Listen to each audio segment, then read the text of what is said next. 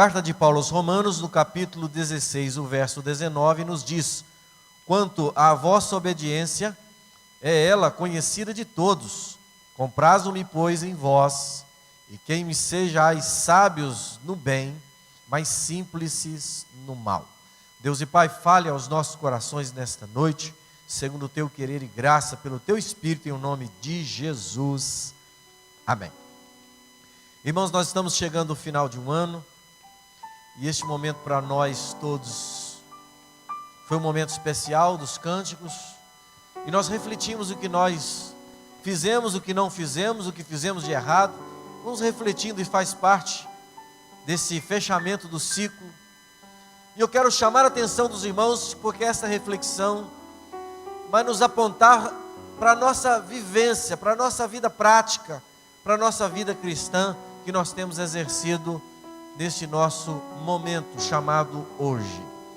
Irmão, numa analogia de um estádio de futebol, eu percebo que há crentes como meros espectadores, alguns como torcedores, mas muitos jamais se tornam os participantes daquele evento, como no caso do futebol, como os jogadores. Irmãos, por muito tempo a igreja criou a ideia, e nós também criamos a ideia, de que nós podemos comissionar alguém, nós podemos pagar alguém para fazer o nosso serviço.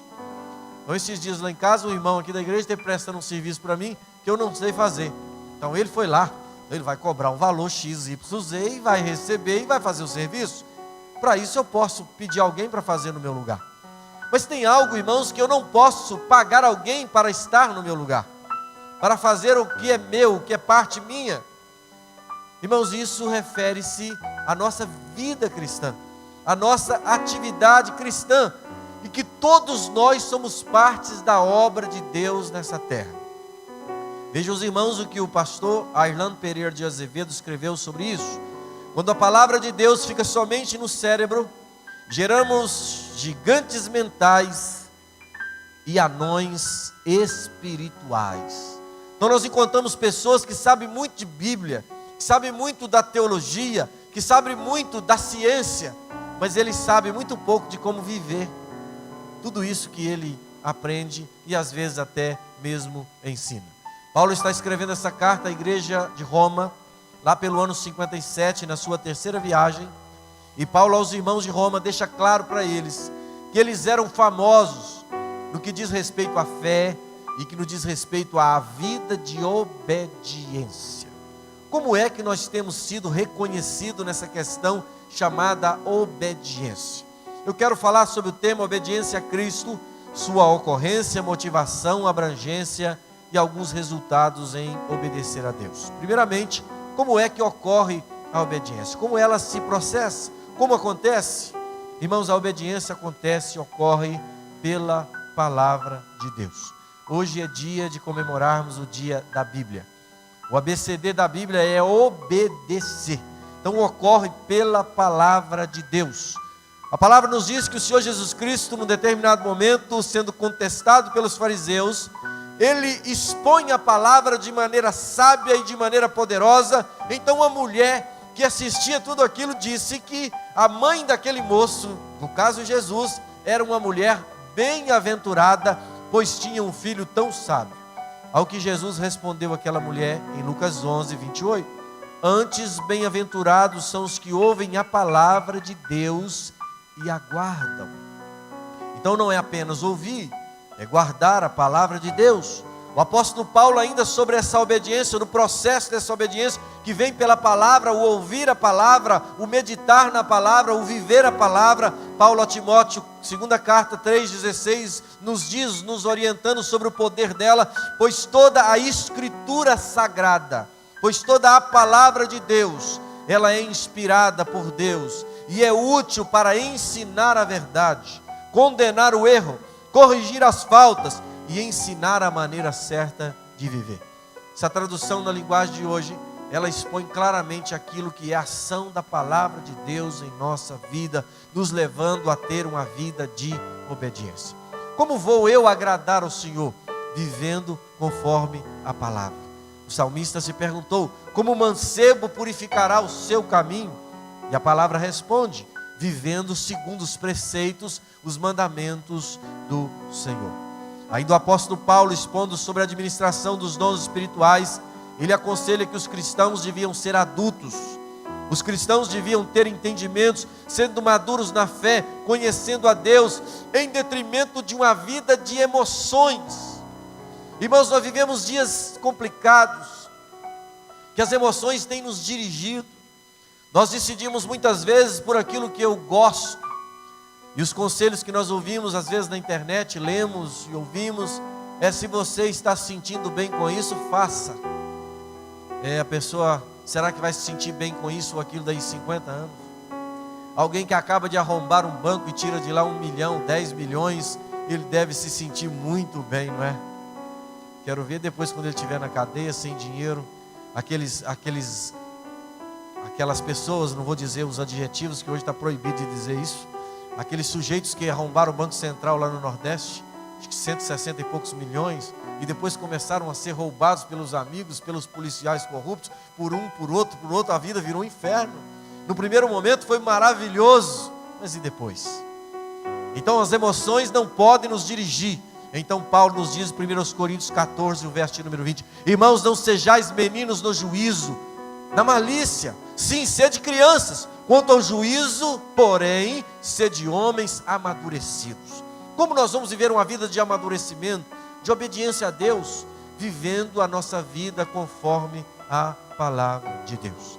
Irmãos, somente a palavra de Deus, o livro que hoje nós estamos meditando nele, é o guia da igreja, é a bússola da igreja, a palavra que dirige a igreja. O Espírito usa a palavra, é a palavra que nos mostra o plano redentor de Deus, que nos revela Cristo, a sua pessoa, a sua obra de redenção aos homens, é na palavra de Deus, e ela não serve apenas para isso, ela serve para dirigir a nossa caminhada, nos dando um coração sábio.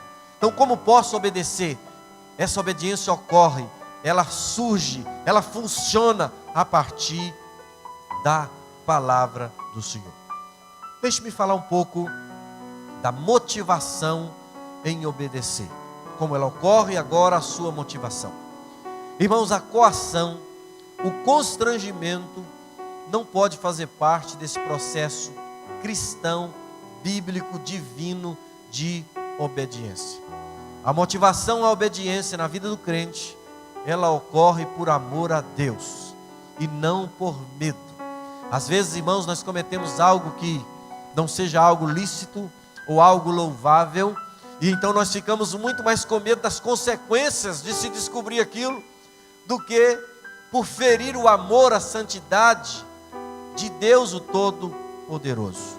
Irmãos, a condição para que Israel recebesse as bênçãos não é tanto para a igreja, mas para que recebesse bênçãos, Israel deveria viver uma vida de obediência. Nos diz a palavra do Senhor em Deuteronômio 11, 13 e 14: se diligentemente obedecerdes aos meus mandamentos, de amar o Senhor vosso Deus, e de o servir de todo o vosso coração e de toda a vossa alma, darei as chuvas da vossa terra ao seu tempo.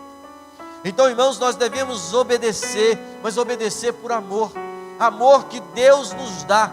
Agostinho orava sempre e dizia ao Senhor: Senhor, dá-me o desejo e ordenas o que quiseres.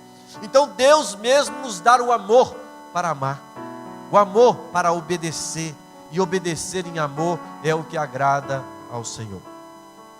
Na Bíblia há um livro, ou uma carta, numa melhor colocação, ela tem apenas um capítulo. Essa carta é a carta de Paulo a Filemão. Conta a história de um sujeito chamado Onésimo. Onésimo vivia em Colossos, e ele fugiu de sua casa, da casa de seu senhor, ele era um escravo, e ele então aproveitou o ensejo, possivelmente foi fazer algum serviço para o seu senhor em outro lugar, e ele não apareceu mais. Ele foi para Roma, capital do império, só que aquele moço caiu nas garras de Paulo. Onésimo então começou a ser trabalhado por Paulo, evangelizado, tornou-se um discípulo de Paulo. E Paulo então escreve uma carta ao senhor de Onésimo, Filemão, falando para que ele então o recebesse. Esse filho gerado nas minhas entranhas, esse filho Onésimo que Deus me deu, Assim como te deu a mim, me deu, ele é meu filho. Deus me deu esse moço. Agora você vai recebê-lo, não como escravo, mas você vai recebê-lo em amor. Então Filemão 21 diz: certo como estou da sua obediência, eu te escrevo, ó Filemão, sabendo que farás mais do que eu estou pedindo. Irmãos, às vezes nós fazemos as coisas e a nossa motivação é apenas o dinheiro. Eu me lembro de Dr. Vanderlei, uma palestra que fiz na época do serviço secular. Eu participei de muitas palestras aqui e fora sobre motivação, etc., excelência e qualidade. E numa dessas palestras eu vi o Dr. Vanderlei contando a experiência. O sujeito estava fazendo um muro na casa dele, o pedreiro. E ele então teve uma ideia brilhante. Ele chegou para aquele senhor e disse o seguinte: meu senhor, o que o senhor está fazendo aqui em casa? Ele disse: eu estou construindo um muro. Mas por que você está construindo esse muro? Ele começou a questionar. Ele disse: eu estou fazendo esse muro por causa do dinheiro que o senhor me paga. Então o senhor está fazendo o muro por causa do dinheiro? Sim, por causa do dinheiro. Beleza. Vanderlei então se posicionou perto do muro. O pedreiro foi lá, meio ressabiado, assentou um tijolo, virou-se para pegar outro. Ele foi lá e chutou o tijolo. O pedreiro não gostou daquele negócio, mas foi lá, limpou, pôs o tijolo no lugar de novo. Na hora que virou, Vanderlei de novo chutou o tijolo. Então aquele pedreiro bravo virou-se para ele e disse o seguinte: por que o senhor não está deixando eu trabalhar? Vanderlei perguntou: mas você não está fazendo aqui por causa do dinheiro? Isso não vai atrapalhar nada o dinheiro. Quando chegar o horário, só vai embora. Não é isso? Não resolve o problema do senhor? O senhor está aqui por causa do dinheiro, eu vou te pagar, nós ficamos aqui. O senhor põe tijolo e eu chuto o tijolo, vamos ficar aqui o dia todo, só vai ganhar o dia. Ele disse: não, senhor Vanderlei, o trabalho precisa ser feito, o senhor precisa de um muro aqui. E ele então disse para aquele senhor: meu senhor, o senhor não está aqui por causa do dinheiro. O dinheiro é só parte. O senhor está aqui para me servir. O senhor está aqui para construir um muro, para me dar mais segurança. Irmãos, a vida não é só dinheiro. A vida não são as coisas, irmãos, palpáveis, tangíveis. Irmãos, nós devemos funcionar, nós devemos viver e obedecer principalmente a Deus por amor. Porque Deus nos amou e nos deu o amor para amar. E este amor redunda em obediência. Viver uma vida de obediência. Qual a abrangência do amor? Será que podemos mensurar a abrangência, aquilo que o amor pode conquistar, realizar, fazer? Irmãos, alguns de nós, mais precisamente nessa perspectiva, pensamos que Deus pode exigir de nós obediência em algumas áreas e em outras não. Irmãos, a palavra de Deus nos diz que o Espírito tem ciúme de nós e nós precisamos obedecer ao Senhor. Romanos 6,16 lemos: não sabeis que daquele a quem vos ofereceis como servos para a obediência, desse mesmo a quem obedeceis sois servos, seja do pecado para a morte ou da obediência para a justiça? Então, se eu ou você, ou eu e você, reservamos uma parte da nossa vida, em que naquela parte nós não obedecemos a Deus, nós então nos tornamos senhor daquele outro lado, que nós não dedicamos a Deus, e nós vamos criar um problema em servir a dois senhores. Eu quero dizer para você, é um sinal de advertência para todos nós, que se nós dividirmos o nosso coração, Deus vai perder a parada, porque Ele tem ciúme. Ele quer todo o nosso coração. Menos que tudo, Deus não aceita. Menos do que o lançar-se em fé nos braços do Deus que cuida, Ele não quer. Então Deus quer tudo. Deus quer todo o nosso ser. O diabo não, irmãos. O diabo dividiria a sua namorada, dividiria a sua esposa. O Espírito Santo não. Ele tem zelo, Ele tem ciúme, Ele tem cuidado. Então Ele quer todo o nosso ser. E a abrangência, irmãos, dessa ação da obediência em nós, em nossos corações, é em toda a nossa vida. Então, se obedecemos a Jesus, somos servos dEle, somos dEle, e em todas as áreas Ele tem o senhorio. Nessa época do Natal, a pessoa de Jesus Cristo é muito ovacionada como o menino Jesus.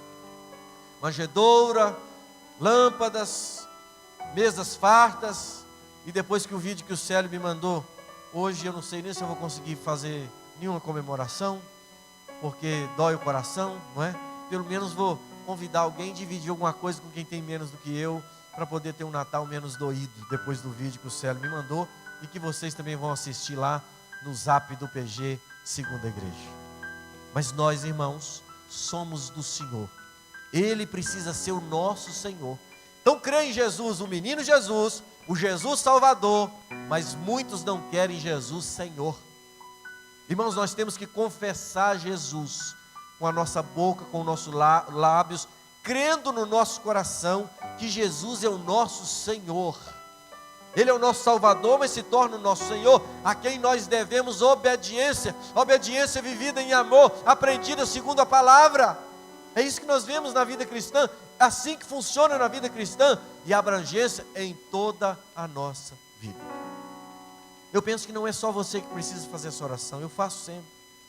Falo, Senhor, o Senhor sabe que nessa área aqui, eu não gosto muito que o Senhor mexe, não.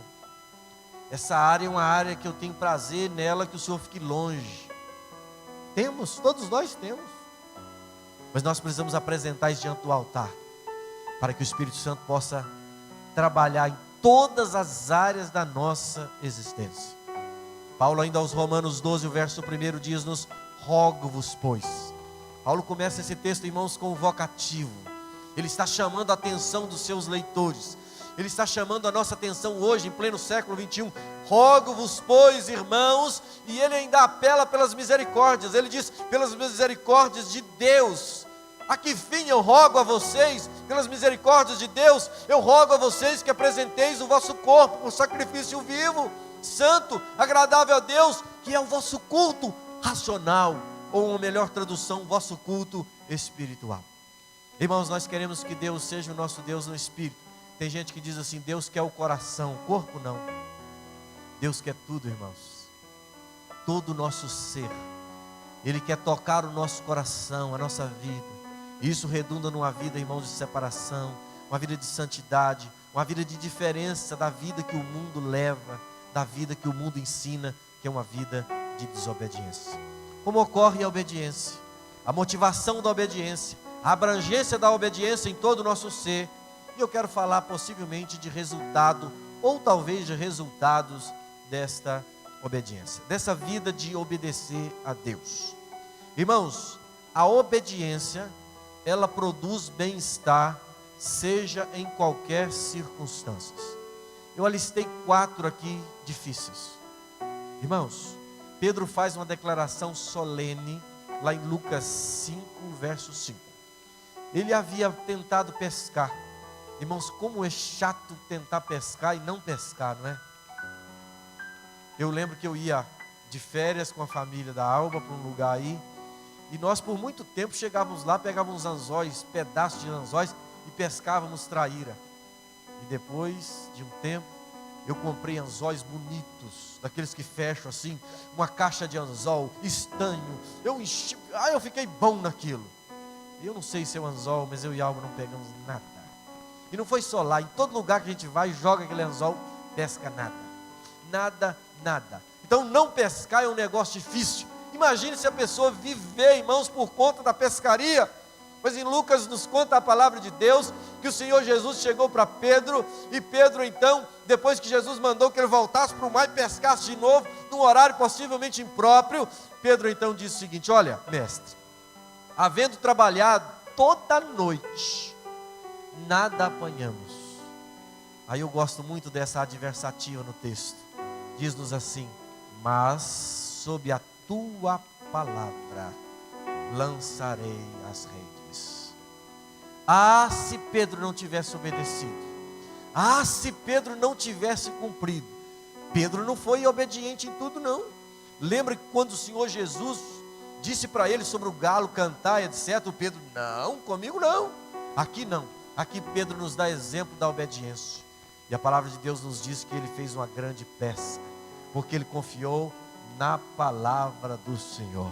Irmãos, se Deus nos manda ir, vamos, irmãos. Se Deus nos manda parar, paremos. Se Deus nos manda avançar, avancemos. Se Deus nos manda humilhar e aceitar, aceitemos. Se Deus nos manda, irmãos, levantar e enfrentar, que enfrentemos. Irmãos, é a palavra de Deus, devemos obedecer a palavra de Deus, seja em qualquer circunstância.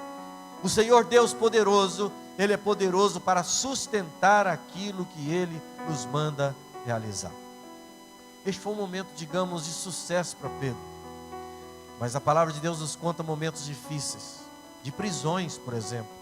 Obediência no momento da prisão. Paulo, escrevendo aos Efésios 3:1, ele diz: ora, por esta razão ou por esta causa eu, Paulo, sou prisioneiro de Jesus Cristo ou de Cristo Jesus, por amor de vós, gentios. Nem sempre a sua vida de obediência te levará para circunstâncias favoráveis. Nesse caso do Pedro foi, mas nem sempre. Às vezes você terá que enfrentar oposição, dispensa do trabalho, perda de amigos, cara feia dos familiares, porque você se posiciona a favor da verdade, obedecendo a palavra de Deus. Então você vai sofrer, padecer, como Paulo está atrás das grades por conta do evangelho que ele pregara aos irmãos gentios. Enfrentamentos na caminhada. O mesmo Paulo fala de controvérsias que ele teve de enfrentar com os inimigos da cruz, com os inimigos do evangelho. Ele escreveu 2 Coríntios 11:23. São ministros de Cristo. Eles estavam acusando Paulo de não ser um apóstolo verdadeiro de Jesus. Por certo, ele se levantava e dizia assim: você não tem condições de ser um apóstolo de Jesus, porque você perseguiu a igreja de Cristo. Você, Paulo, matou os cristãos. Você, Paulo, estava presente no momento em que Estevão foi apedrejado. Você consentiu na morte dos crentes. Você não tem condições de ser um apóstolo de Cristo por ter perseguido a igreja do Senhor.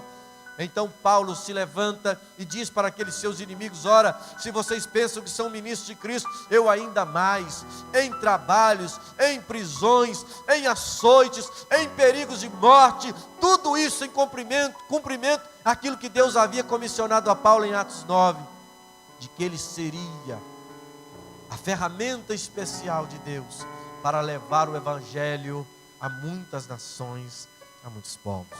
Em obediência à pregação da palavra, ele tem de sofrer todas essas dificuldades que estamos falando aqui. Um outro momento importante da obediência, e que aqui nos aponta, irmãos, para obedecer a Deus e confiar nele, que me faz lembrar muito do episódio envolvendo o nosso irmão, saudoso presbítero José Divino. José Divino estava desviado dos caminhos do Senhor, e ele entrou por essa igreja em 2004, março de 2004, pregador, o pastor Jair Lara pregava a palavra, e no momento o pastor disse o seguinte: lança o teu caminho diante de Deus, confia no Senhor e não se preocupe com os problemas, Deus irá te dirigir, te guardar, te sustentar, e etc. Irmãos, essa palavra sustentou o Zé Divino como crente, como marido, como servo, e o sustentou até a morte. Eu estive com ele poucos dias, talvez 10 dias ou menos antes dele morrer, e ele estava tomando morfina excessiva por conta das dores, lá em Bauru, São Paulo. E ele, pertinho da morte, ele diz: aquela palavra ainda ressoa aos meus ouvidos, e o Senhor tem me guardado do desespero, porque confia na palavra, porque obedece a palavra de Deus. Irmãos, a palavra nos conta que Abraão e Isaque subiam para o Moriá, para que ali ele pudesse fazer um oferecimento, um sacrifício a Deus. Mas na verdade Deus havia pedido um teste de obediência, de fé a Abraão. Obediência e fé caminham paralelas, muito juntas. E eu digo para os irmãos que naquela caminhada ao monte, o menino perguntava, e perguntou algumas vezes: pai, aqui está a lenha, aqui está o fogo, pai, mas onde está o cordeiro? Nós não estamos subindo para oferecer um sacrifício a Deus, tem que ter um cordeiro. E Abraão respondia, irmãos, firmemente confiando no Senhor, em obediência à palavra do Senhor: Deus proverá para si, meu filho, o cordeiro para o holocausto. E Deus proveu, no momento adequado, no momento certo. Aquele menino foi tirado pelo anjo, e um cordeiro foi colocado naquele lugar, para que fosse oferecido no lugar de Isaque. Irmãos, Deus, Ele olha, Ele vê, Ele interfere, Ele visita as pessoas, irmãos, que o obedecem. As pessoas que obedecem ao Senhor em todas as circunstâncias. As pessoas que, postas à prova, elas apelam, irmãos, para obedecer a Deus em relação a qualquer outra coisa. uma pergunta básica que nós às vezes fazemos é: o que ganho em ser obediente? O que ganho em ser submisso? Irmãos, eu quero chamar a sua atenção que há lucros na obediência, e muitos lucros. Não aqueles lucros infantis como as nossas crianças às vezes dizem o seguinte: quando você corrige alguém, uma das meninas lá em casa, por exemplo, ocorre isso, por algum problema a outra fala: então o que é que eu ganho? Porque eu obedeci, não é assim? Mas tem lucros mesmo para quem obedece, há bênçãos especiais para quem obedece. Deus não é um avarento, mas Ele exige os lucros e Ele recompensa a cada um de nós. Irmãos, quem obedece de maneira geral tem segurança em Deus. Quem obedece a Deus ganha uma paz do coração que excede a todo entendimento. Tem um coração guardado, acomodado à verdade, acomodado à realidade, sabe em quem confia, em quem crê, em quem segue. Irmãos, quem obedece ganha-se em confiança, porque aquele que obedece, irmãos, vai estabelecendo mais confiança, e à medida que a confiança vai sendo incrementada, ela vai gerando esperança. E aquele que obedece sabe que ao final Deus lhe receberá, ainda que seja em indiferença sob os olhos humanos, que nem sempre Deus nos trata à medida em que nós pensamos, mas Deus no fim estará a receber o nosso culto e a nossa adoração. Então vemos o que fizemos neste ano, em retrospectiva. Será que fomos tão obedientes? Quantas coisas perdemos por não ter sido obedientes, ou mais obedientes? Quantas coisas perdemos por ter sido desobedientes? Eu não digo isso aos irmãos, digo isso a mim primeiramente, porque nós perdemos quando somos desobedientes a Deus, a sua palavra.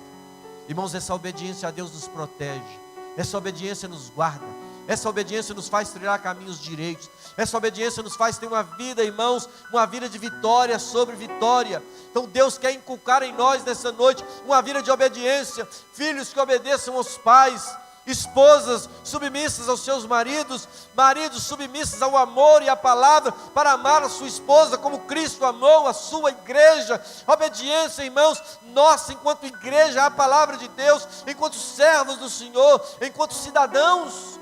Obediência, irmãos, é o que Deus requer de nós, porque obedecer é melhor do que sacrificar. Foi isto que Samuel disse para Saul. Samuel disse: tem porventura o Senhor tanto prazer em holocausto e sacrifício, quanto em que se obedeça a sua palavra? Eis que o obedecer é melhor do que o sacrificar. Então, às vezes, irmãos, nós fazemos um tanto de coisas, mas não obedecemos ao Senhor. Eu ouvi um testemunho muito interessante, muito lindo de Josué Campanhã, e eu quero, num momento adequado, se houver oportunidade, trazê-lo para os irmãos conhecê-lo. Uma pessoa crente, aquela pessoa que eu olho e falo assim: eu queria ser igual a Josué, queria mesmo. E eu já vi o Josué em situações difíceis, ele continuou crente, firme e obediente a Deus e a palavra.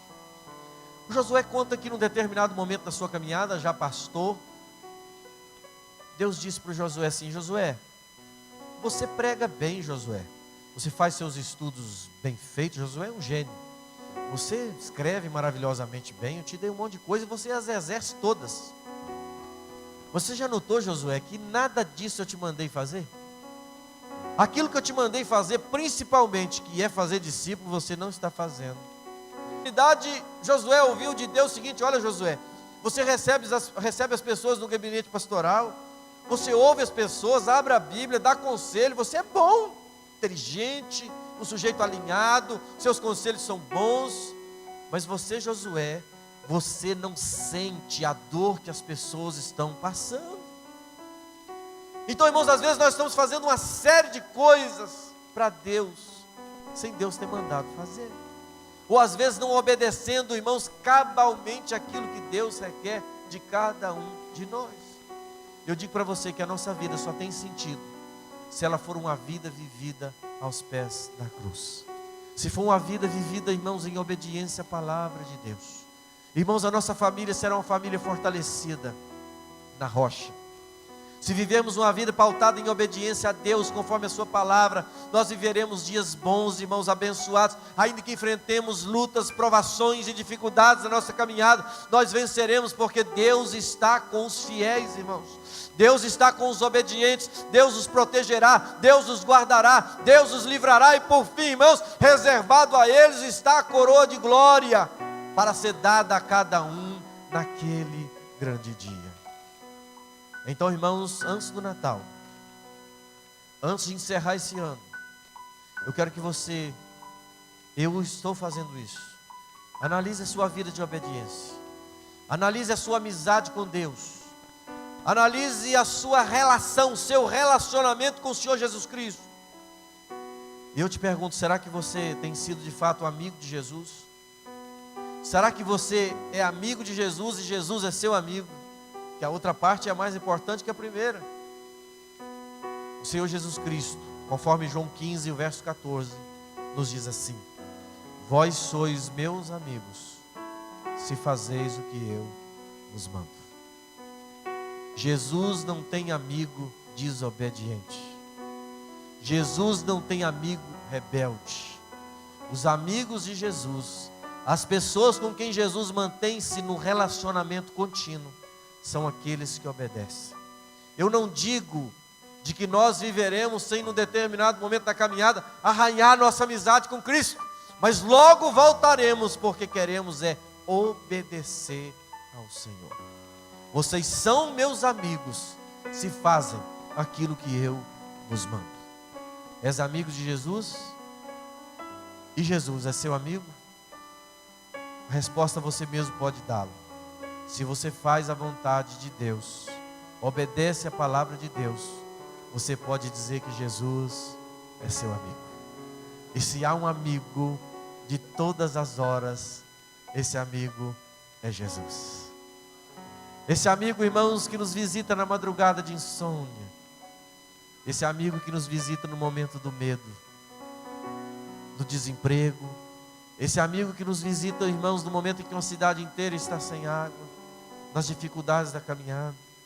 Esse amigo que nos visita no momento em que nós estamos incertos quanto à nossa família, quanto à saúde, quanto à vida de uma maneira geral. Esse Jesus quer ser o seu amigo, mas Ele só pode ser o seu amigo se você e eu, se nós fizermos aquilo que Ele nos manda fazer. E Ele nos manda amá-lo sobre todas as coisas e depois amar ao próximo como a nós mesmos. Quem cumprir isso, cumpriu toda a lei e os profetas.